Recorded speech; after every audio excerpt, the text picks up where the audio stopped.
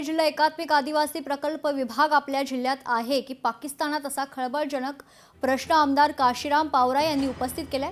विशेष म्हणजे राज्याचे आदिवासी विकास मंत्री अशोक उईके यांच्यासमोरच त्यांनी ही खंत बोलून दाखवली।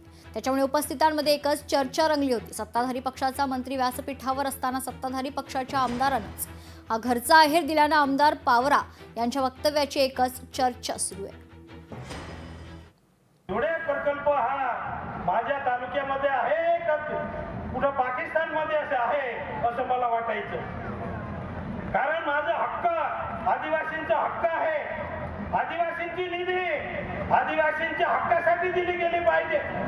आदिवासींची निधी आदिवासींच्या ग्रामपंचायत सरपंचांना आमदारांना विचारून दिली गेली पाहिजे। तुम्ही मनमानी जर करत असाल तर मी तुम्हाला या कार्यक्रमाच्या निमित्त सांगू इच्छितो, मी शासनाकडे लढत करतो आहे। शासन जर लक्ष दिलं नाही तर मी रस्त्यावरची लढाई बिन लढायला तयार आहे। छत्रपती संभाजीनगरमध्ये पोलीस भरती दरम्यान माणुसकीचं उदाहरण पाहायला मिळाले। धावण्याच्या चाचणीत एका उमेदवाराच्या पायात चप्पल असल्याचं पोलीस अधिकाऱ्यांच्या निदर्शनास आलं। त्याची जिद्द आणि कष्ट पाहून अधिकाऱ्यांनी त्याला तत्काळ नवीन बुटांची जोडी उपलब्ध करून दिली। सोशल मीडियावर एक व्हिडिओ तेजीनं व्हायरल झालाय, ज्यामध्ये वर्दीतील माणुसकीचं दर्शन घडतंय आणि त्यासोबतच एका उमेदवाराच्या कष्टाचं दर्शनही त्यामध्ये पाहायला मिळतंय। कारण अनवाणी पायाने म्हणजेच पोलीस भरती करतोय, मैदानावर आलाय, मात्र त्याच्या पायामध्ये चप्पल होती, सँडल होता। सर, याच्या पाठीमागचा उद्देश हाच आहे की जे ग्रामीण भागातून जे मुलं येतात ते गरीब घरचे मुलं असतात, त्यांची एवढी ऐपत सुद्धा नाही की ते शूज घेऊन आपले भरतीच्या प्रॅक्टिससाठी ते रनिंग करू शकतील। परंतु ते आमच्या वरिष्ठ अधिकारी माननीय समादेशक श्री विक्रमजी साळी साहेब यांच्या लक्षात आलं। योगायोगानं तो योग आला आणि साहेबांनी बघितलं की त्यांच्या पायात चप्पल घालून तो पळतोय। साध्या पायानं पळालं तर खाली तळपायाला पुढे येतील, पण जर सँडल घालून पळाल्यानंतर त्याच्या वरून पायाला सुद्धा पुढे येऊ शकतात। तर सरांनी ते नेमकं टिपलं आणि ते शूज दिला।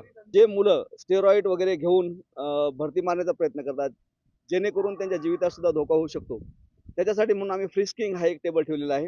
आम्ही सर्व त्यांची चेकिंग करून घेतो, तपासून घेतो आणि जर आम्हाला असं काही आढळून आलं की बा त्यांना कुठलं औषधी किंवा काय असं सेवन केलेलं आहे तर त्याला आम्ही दुसऱ्या दिवशी संधी देतो आणि त्याला म्हणजे बाद करत नाही। आम्ही तू दुसऱ्याची संधी दे, म्हणजे सेकंड टाइमला तुम्ही भरतीला मारू शकताय असं त्यांना आम्ही सांगतोय। तरुणाच्या पायामध्ये, उमेदवाराच्या पायामध्ये चप्पल होती, सँडल होता, मात्र त्याला बूट दिलाय। कुठेतरी त्याचंही स्वप्न जे पोलीस बनण्याचं आहे ते पूर्ण होईल। तर मात्र दुसरीकडे या पोलीस अधिकाऱ्यांचं आणि पोलीस दलाचं देखील कौतुक केलं जातंय। सचिन बडे, लोकशाही मराठी, छत्रपती संभाजीनगर। छत्रपती संभाजीनगरातील पालिका विरोधी पक्षनेत्याचा व्हिडिओ प्रचंड व्हायरल झालाय। कचरा ट्रान्सफर स्टेशन विरोधी करत पक्षनेत्यांची दादागिरी पाहायला मिळते। अधिकारी आणि ठेकेदाराला धमकावल्याचा व्हिडिओ प्रचंड व्हायरल होतोय। कुणीही महापौर असू दे, जुन्या शहरात इम्तियाज जलील यांच्या परवानगीशिवाय काहीच होणार नाही असं वक्तव्य करत त्यांनी दबाव टाकल्याचा आरोप पाहायला मिळत आहे। शहर के अंदर, ओल्ड सिटी के अंदर कोई भी महापौर होगा, कोई भी आमदार होगा, कोई भी खासदार होगा, बगैर इम्तियाज जलील की इजाजत के ओल्ड सिटी में आप कुछ नहीं कर सकते, करने की कोशिश भी नहीं करना। या कमिश्नर बोले मुलाकात करने के सबसे पहले समझ साहिब बिल्डर को मुलाकात करनी। एक भी गाड़ी वहाँ आई। वसईच्या राजवली परिसरात चाळ माफियांचा सुळसुळाट पाहायला मिळते। मोठ्या प्रमाणात अनधिकृत माती भराव, चाळ माफियांकडून मोठ्या प्रमाणात अवैध चाळीचं बांधकाम सुरू आहे। पालिकेने कारवाईचे आदेश दिलेत। काही बांधकामं राहिली असतील तर त्यांना नोटीस पाठवली असून खरं तर तीही बांधकामं तोडण्यात येणार असं अतिरिक्त आयुक्त दीपक सावंत यांनी म्हटलं। वसई विरार शहर महानगरपालिका क्षेत्रातील राजवली प्रभाग समिती जी कार्यक्षेत्रामध्ये जे तक्रार प्राप्त झाली होती अनधिकृत बांधकामाबाबत, सॉल्ट प्लॅनचे ते, त्याबाबत प्रभाग अधिकाऱ्यांशी मी आत्ताच बोललो।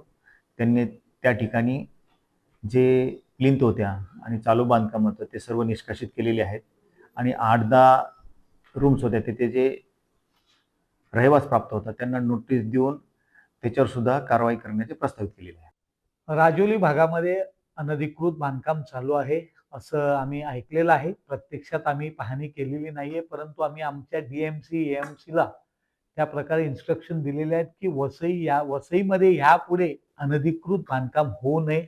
आपल्याला स्वच्छ आणि सुंदर वसई हवी आहे आणि त्यासाठी मग आमचे लोकनेते अप्पा असो किंवा माजी आमदार सतीश ठाकूर असो, महापौर असो, आम्ही त्या पद्धतीने गाईडलाईन दिलेल्या आहेत आणि आमच्या सगळ्या कर्मचारी अधिकाऱ्यांना सांगितलेलं आहे की जास्तीत जास्त लक्ष जर अनधिकृत बांधकाम होत असेल त्यावर ठेवावं आणि ते त्याच वेळेला तोडाची कारवाई करावी. लोकशाही मराठी ऐका, पहा, जागरूक रहा.